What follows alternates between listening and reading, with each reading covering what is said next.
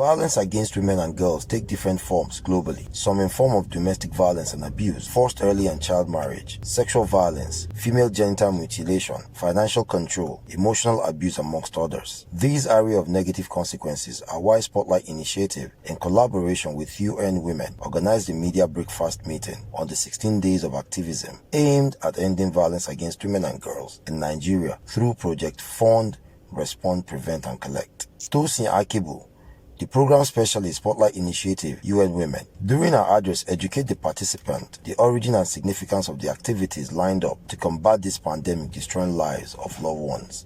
A lot of grassroots organizations are involved in community mobilization, community initiatives that address this violence. I can give you an example. In 2019, never before then, a community surveillance group was set up in most of the communities of the Spotlight states to ensure, and it's just a team of like 10 women within a few miles of themselves, to address prevention and to better respond to issues of rape within or defilement within the community, right? We didn't used to have that before. The fourth the fourth pillar is services. Another example is that in Sokoto, northwest Nigeria, we didn't have a one-stop center. But last year, March 27, a one-stop center was set up called the Nana Khadija Center. The Nana Khadija Center opened on the 27th of March, and their first client was a 3-year-old girl. As at October this year, we've had 553 clients access that center. And the shocker, out of the 553 clients that access the center, you want to hear? You want to hear? Yes.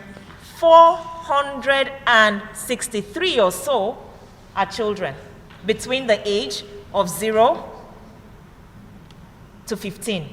And the highest margin between that is 6 to 11. Right? So a lot is happening at the community level, a lot is happening at the state level, a lot is happening at the national. The fifth pillar is data. And what do we do with data? Through the joint EU-UN Spotlight Initiative, the Situation Room was set up, and it's currently domiciled at the Federal Ministry of Women Affairs. What is it to do? To collate, to collect, and to send data to the right government agencies, to be able to send, to send out information as to where the hotspots are, what the incidence is, and probably that can touchlight how response can be improved on.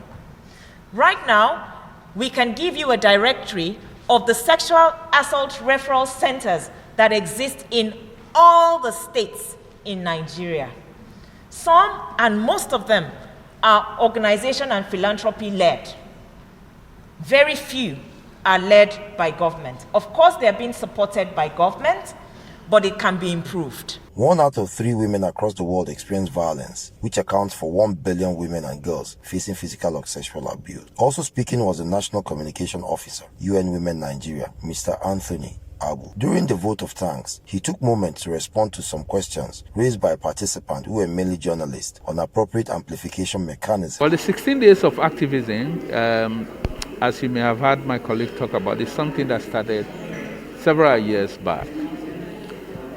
It's a period starting from the 25th of November, which is the International Day for the Elimination of Violence Against Women and Girls, to the 10th of December, which is the International Human Rights Day.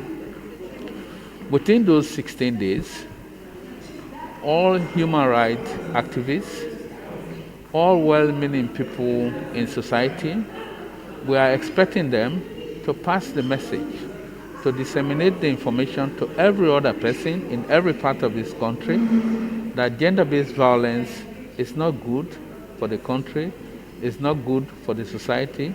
It can always only put us backward. That if we take steps to prevent and address gender-based violence, Nigeria can be a better Nigeria. That can help bring an end to the menace. Violence doesn't discriminate. It affects women of all ages, abilities, and background. Therefore, we must all ensure justice serves perpetrators, but most importantly, we must eliminate the chance for abuse. Mohammed Jinadu, Voice TV, Nigeria.